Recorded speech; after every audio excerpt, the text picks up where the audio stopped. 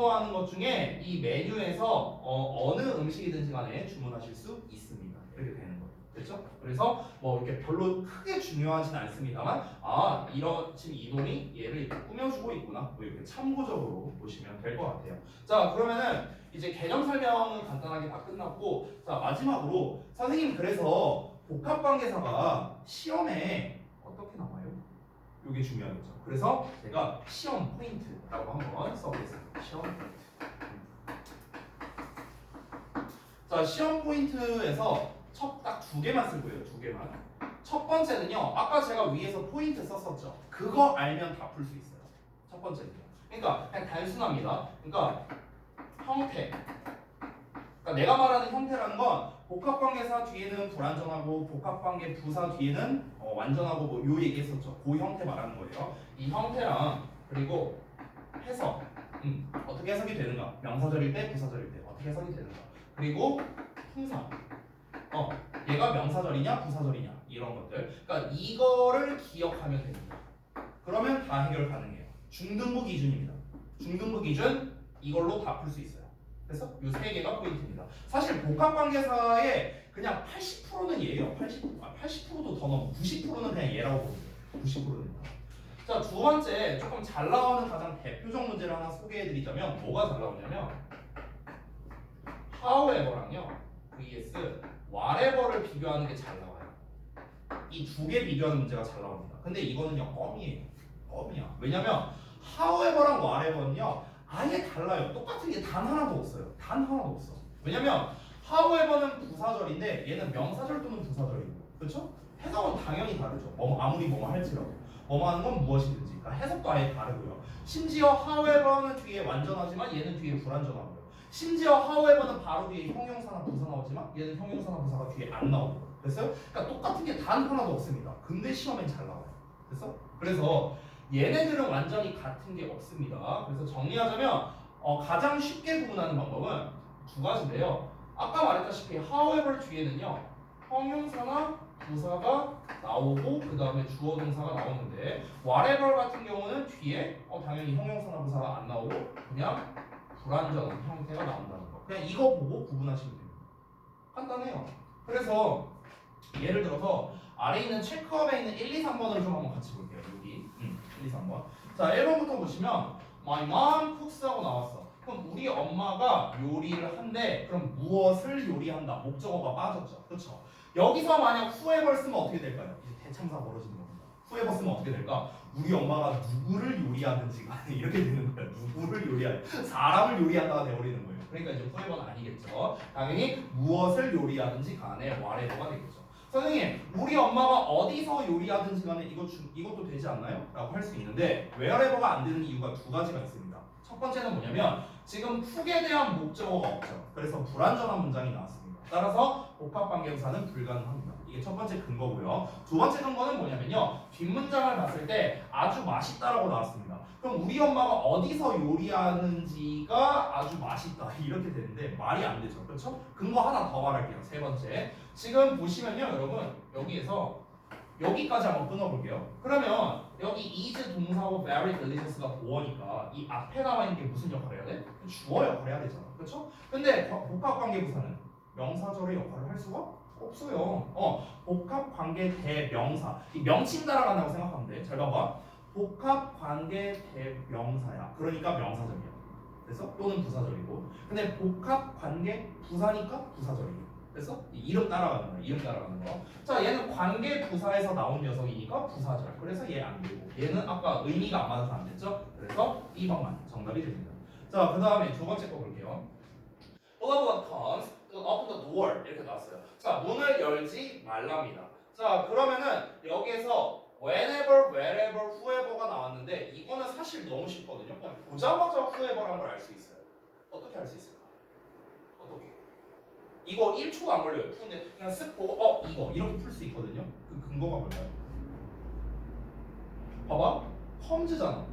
동사 아니에요? 그렇죠? 그럼 여기 빈칸에 뭐가 나와야 돼? 주어 나와야 될 거 아니야. 동사니까. 그럼 여기서 주어 역할 할 수 있는 건 복합 관계 대명사 얘밖에 없죠. 그래서 C가 정답이에요. 그래서 해석도 필요 없어요. 자, 그다음에 3번 보겠습니다. 3번. He takes his laptop 뭐가 he got 이렇게 나왔어요. 자 그럼 그가 그냥 랩탑을 가져왔대요. 랩탑이 뭔지 알아요? 랩탑. 노트북. 이게 노트북 컴퓨터 있잖아요. 그게 원래 이제 그 태블릿이에요. 원래 정식 양식이 랩탑이에요. 랩탑. 이게 뭐냐면요. 이 랩이 뭔지 알아요? LAP? 랩이 뭔지 알아요? 무릎이거든요. 여기 무릎과 약간 여기 허벅지 있는 쪽 여기 있죠. 여기를 랩이라고 해요. 랩. 그러니까 우리가 집에서 쓰는 컴퓨터를 뭐라고 불러요? 데스크탑이라고 불러요. 데스크탑. 그렇죠. 왜? 책상에 올려놓고 쓰는 거니까. 근데 노트북은요. 보통 여기다 올려놓고 써요. 그래서 랩탑이라고 부르는 거예요. 알겠죠? 어쨌든간. 자 그러면 그는 그의 랩탑을 가져온답니다. 노트북 컴퓨터를 가져온대요. 그가 가는 일단 봐봐. 여기서 간다라는 표현이 나왔는데 여러분 가다라는 거는 우리가 뭐뭐로 가다라고 하지 뭐뭐를 가다라고 표현하진 않아요. 뭐뭐로 가는 거죠. 따라서 얘는 뒤에 목적어가 원래 안 나오는 거예요. 원래 안 나와. 즉 그가 가다라는 말로도 어떤 문장이다? 완전한 문장입니다. 완전한 문장. 그렇기 때문에 일단은 whatever는 틀리죠. 왜냐면 얘는 뒤에 불완전 나와야 되니까. 일단 A가 틀렸고요. 자 C 같은 경우 however는 어떻게 쓴다고요? 뒤에 형용사나 부사 나온다고. 근데 안 나왔잖아요. 형용사 부사 안 나왔죠. 그래서 얘도 틀렸고 자연스럽게 B가 정답이 돼요. 됐어요? 그래서 그가 어디를 가든지 간에 이 랩탑을 가지고 다닌다. 이런 의미가 되는 거예요. 됐죠? 그래서 지금 이제 제가 문법적 특징을 이용해서 이제 이 간단한 유제 문제를 풀어봤지만요. 결국에 가장 중요한 건 뭡니까? 해석, 형태, 품사. 다 이걸로 풀었어요, 저는요. 다 이걸로. 3번은 물론 이온음을 이용하긴 했지만 근데 대부분 다 이걸로 그냥 문제를 풀었습니다. 그래서 복합 관계사는요. 여러분 다시 한번 정리하지만 그냥 해석이 제일 중요해요. 해석이. 그래서 이 표 같은 경우는요. 데일리 테스트에서 내가 출제를 할 겁니다. 표는 이 표 있죠. 이 표는 출제할 거예요. 왜냐면 이 표가 전부예요. 복합관계사의 전부예요, 이게. 그러니까 이거는 문제를 출제를 안 할 수가 없습니다. 알겠죠? 그래서 말씀을 드리는 거예요. 자, 그러면은 복합관계사에 대한 뭐 개념 설명은 다 끝났고요. 근데 진도 너무 빨리 끝났는데 1시간이 넘게 남았는데. 그러면은 아니 진도가 너무 빨리 끝났잖아. 진도가 빨리 끝나서. 그러면은 이렇게 합시다. 제가요 우선 저 촬영은 끊을게요. 오늘 영상이 하나밖에 안 올라오겠네. 그러면 원래 3개 올라가는데 일단 저 촬영을 끊고요. 우선은 여러분 그동안 채점 못한 거 채점을 좀 하시고 어법만요. 어법 채점을 하고 그 다음에 개별적으로 돌면서 제가 좀 질문을 받아줄게요. 이 질문을 하실 때 이게 내가 매번 진짜 얘기하는데 여러분이 질문을 잘 못해요. 그러니까 내가 뭘 질문해야 될지도 잘 몰라요. 그래서 뭘 질문해야 될지도 알려줄게요. 뭘 질문해야 될까? 자, 잠깐만 봐봐. 일단 채점을 하시고요. 그 다음에 질문을 하시는데, 자, 뭘 질문하느냐? 첫 번째가 이겁니다. 그러니까 뭐 예를 들어서, 그러니까 틀린 문제만 질문하는 게 아니에요. 그러니까 예를 들어서 뭐 이럴 수 있겠죠. 뭐 제가 예시로 한번 써볼까요? 선생님, 저는 답을 이렇게 이러이러하게 썼는데 왜 이건 답이 안 돼요? 안 되는 거, 안 되는 것인가요? 뭐 이런 거, 이런 게 질문이 될 수도 있겠죠. 아니면은 선생님, 저는 제가 어떤 뭐랄까, 그러니까 개념 이해는 잘 되는데 이런 문제 풀 때 잘 못 풀겠어요. 어떻게 풀어야 돼요? 이런 것도 질문이야. 그렇죠? 그러니까 뭐 그냥 예시로 쓴 거예요. 예시로 그냥 제가 생각나는 대로. 뭐 아니면은 선생님 뭐 그냥 단순하게 얘가 정답이 뭐뭐라는데 왜 이게 정답인지 전 모르겠습니다. 이런 거. 그러니까 지금 제가 여러분의 질문을 예시로 쓴 거예요. 예시로. 알겠죠? 그러니까 질문할 수 있는 범주는 되게 많다는 거예요. 단순하게 얘가 정답이 맞다 틀리다만 우리가 말할 거라면 답 집으면 나와 있잖아요. 그렇죠? 그러니까 그거는 이제 질문의 범주가 아니고요. 그냥 질문은 심플하게 이렇게 생각하면 됩니다. 그러니까 여러분이 뭘 질문해야 되냐면요. 핵심은 이거예요. 내가 혼자 힘으로 해결이 안 되는 게 있을 거 아니야. 그거를 질문한다고 생각하시면 되는 거예요. 그러니까 내가 예를 들어서 답지를 봤어. 이렇게 써야 되는구나. 그 원리나 이런 걸 여러분이 깨달아서 답지만 보고. 그러면 질문을 하실 필요가 없죠. 근데 봤는데 잘 모르겠어. 나 이렇게 이제 개념을 막 선생님께 설명드릴 땐 잘 이해가 되는데 문제 풀 때 이걸 어떻게 해야 되지? 되게 막막해. 막 이럴 수도 있잖아. 그러니까 이런 것들이 다 질문이 될 수 있다는 거예요.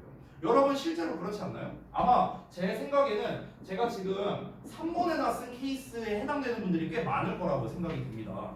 여러분 이 3번 케이스가 안 되면요, 이 중등부가 문제가 아니라 고등부 때 이게 좀 문제가 돼요. 왜냐면 중등부 때는 시험을 볼 때 시험 범위가 정해져 있죠. 어법 같은 경우가 우리가 지난 작년 동안 내신 대비를 해보셔서 알겠지만, 예를 들어 교과서가 4개 과가 나온다 치면은 이제 각 과마다 목표 어법이 2개씩 나오죠. 2개씩. 예를 들어 1과 주격 관계대명사, 가정법, 2과 분사구문, 이제 투부정사의 부사적 용법, 이러면서 이렇게 2개씩 나온단 말이야. 중등부 교과서에서는. 근데 고등부에는요 그런 게 없어요.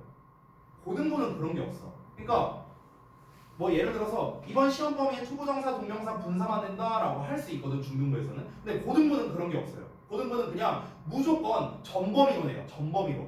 어법이 전범위로 해. 그럼 우리가 생각을 한번 해봐. 만약에 시험 문제에서 메이크 해갖고 밑줄이 따로 쳐서 나왔어.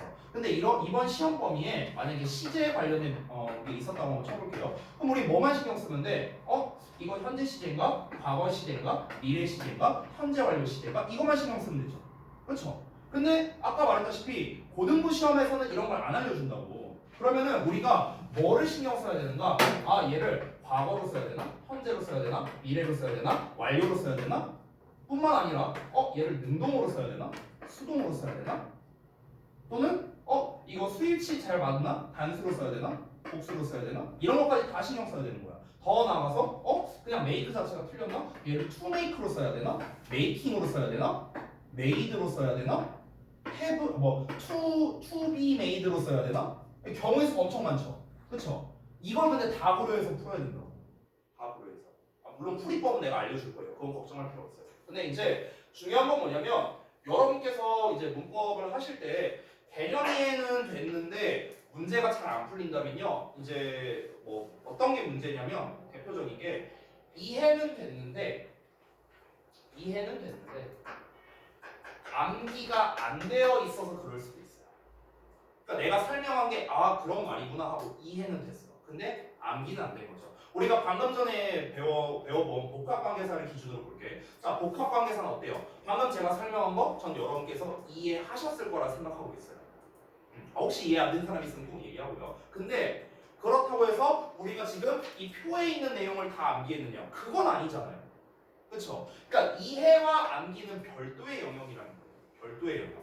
우리가 학습이라는 걸 하려면요, 영어뿐만 아니라 국어도 수학이도 모든 과목이 다 마찬가지인데요, 뭐든지 간에 개념 이해가 됐으면요 이거를 암기를 해야 되고요, 암기가 됐으면 문제풀이를 통해 체화를 시켜야 되는 거예요.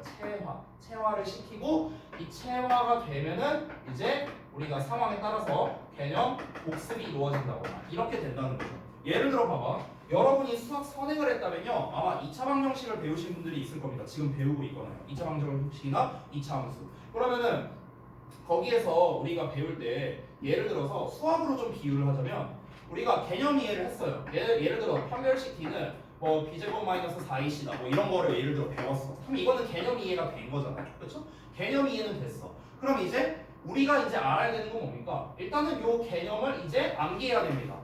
B는 b제곱 마이너스 4ac구나. 이 개념을 암기했어. 공식을 암기했어. 그럼 이제 어떻게 해야 돼? 문제풀이를 해봐야겠죠. 문제풀이를 해보면서 이 판별식을 어느 상황에 집어넣어야 되지? 이걸 이제 우리가 하나씩 문제를 보면서 익히면서 이제 이 공식을 자연스럽게 체화시키는 거라는 거죠.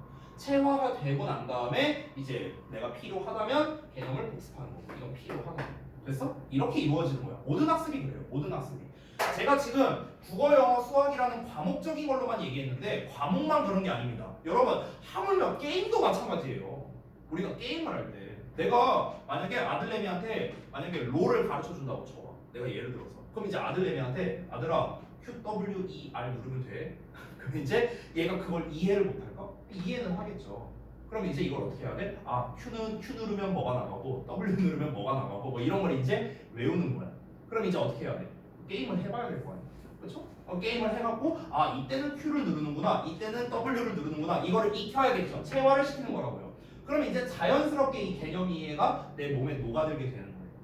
맞나요? 근데 여기에서 내가 막 Q, W, E, R을 잘 못 눌러. 그러면 이제 어떻게 하는 거야? 복습을 하는 거지. 아 Q가 이런 거였구나, W가 이런 거였구나. 아 다시 한번 제대로 익히고 다시 한번 게임해봐야겠다. 이런 식으로 이루어지는 거죠. 똑같아요, 여러분. 우리가 이 세상을 살아가면서 뭔가를 익힌다고 표현할 때는요, 항상 이 과정으로 이제 이어진다고 보면 돼요. 뭘 익히더라. 아시겠죠? 그래서 여러분께서 만약에 개념 이해가 잘 되는데 문제가 잘 안 풀린다면요, 중간 과정이 좀 문제가 됐을 수도 있고요. 아니면은 요 과정에서 방법을 잘 몰라서 그런 걸 수도 있어요. 방법을 잘 몰라서. 그러니까 그 부분을 저한테 질문을 해야죠. 이거 해결 안 되잖아, 혼자서. 계속 문제 못 풀 거예요. 그럼 안 되잖아. 중등부 같은 경우는 일단 학교에 따라 차이는 있지만요, 대부분은 어법 문제가 많이 나와요. 한 대여섯 개는 나옵니다, 어법 문제가. 그럼 대여섯 개만 합치더라도요, 거의 한 몇 점이냐? 한 30점은 돼요, 어법만. 어법만 한 30점을 차지하는데, 어법 다 틀리면 그냥 딴 거 다 맞아도 70점이에요. 그렇잖아. 그래서 중등부에서는 말할 것도 없고요. 고등부에서는 어법 문제가 3문제 정도 나오거든. 근데 3문제면은요, 세 문제 많게는 4문제 나오는데 3문제면은 점수로 배점을 환산하면 13점 정도 되거든요. 13점. 13점이면요 등급 2개 차이예요. 등급 2개 차이. 1등급과 3등급의 차이예요.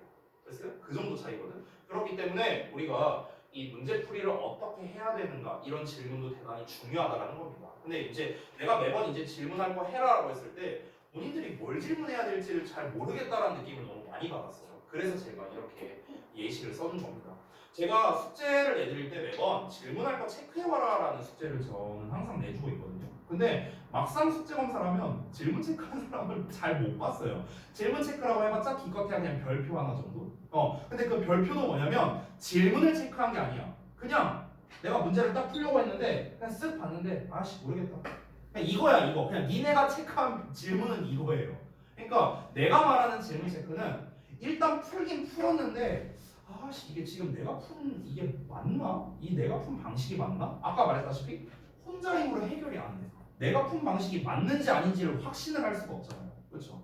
여러분 제가 하는 역할은 뭐냐면요, 여러분이 확신이 안 드는 걸 확신을 주는 역할이거든요. 그러니까 혼자 힘으로 해결이 안 되는 걸 질문한다. 이렇게 생각하면은 가장 간단할 것 같아요. 이 정답이 맞냐 틀리냐는 지금은 중요하지 않아요. 정답이 맞냐 틀리냐가 중요한 건 어디예요? 시험 볼 때잖아. 시험 볼 때. 지금 시험 보는 건가요? 아니잖아. 그냥 숙제로 그냥 하는 거니까. 그러니까 여러분 틀리는 거를 두려워하지 마세요. 우리 특히 여학생들이 제가 이 수십 년 동안 이제 봐오면서 느낀 게 뭐냐면, 채점을 하잖아요. 채점을 하면은 동그라미하고 X 표시하고 이렇게 하잖아. 근데 여학생들 중에 이런 친구들이 있어요. 이 틀렸다는 표시를 하기 싫어하는 여학생들이 있어요. 여학생들이 좀 많이 그러더라고. 남자애들은 별로 신경 안 쓰는데 왠지 모르겠는데 여학생들이 이래요. 이 표시를 싫어해. 그래서 어떤 학생은요, 만약에 맞은 거 틀린 게 있으면 이렇게 표시를 해야 되는데 맞은 것만 표시합니다. 맞은 것만. 이 틀렸다는 이 표시 자체를 안 해버리거나, 아니면은 틀렸다는 표시가 싫어서 이걸 별로 표시하는 사람도 있었어요. 막 이렇게 하는데 여러분 이거 다 자존심 부리는 거니까 이런 자존심 부리지 말고요. 혹시 그런 사람이 있다면 틀렸으면 틀렸다고 표시하세요. 틀린 거는요 상관없어요. 이건 중요하지 않습니다. 맞고 틀리는 게 중요한 게 아니고요. 이거 갖다 제가 뭐라 하지도 않아요. 아니 언제 내가 여러분한테 너 왜 문제 많이 틀렸어? 이러면서 내가 뭐 소리 지른 적이 있어요? 없잖아. 틀릴 수 있죠. 틀리고 맞고가 중요한 게 아니라 이게 맞았다면은 내가 왜 어떤 근거를 가지고 맞췄는지, 틀렸다면 내가 어떤 부분이 부족해서 틀렸는지, 이게 중요한 거지 이거는 중요한 게 아니에요. 아시겠죠? 시험 볼 때나 중요한 거지. 그러니까 여러분 부담 갖지 말고 꼭 잘 이해해서 넘어가셨으면 좋겠습니다. 자, 그러면 마침 딱 4시 됐으니까 그러면 잠시 쉬는 시간 가졌다가 채점을 좀 할게요. 일단 저 촬영은 끊겠습니다.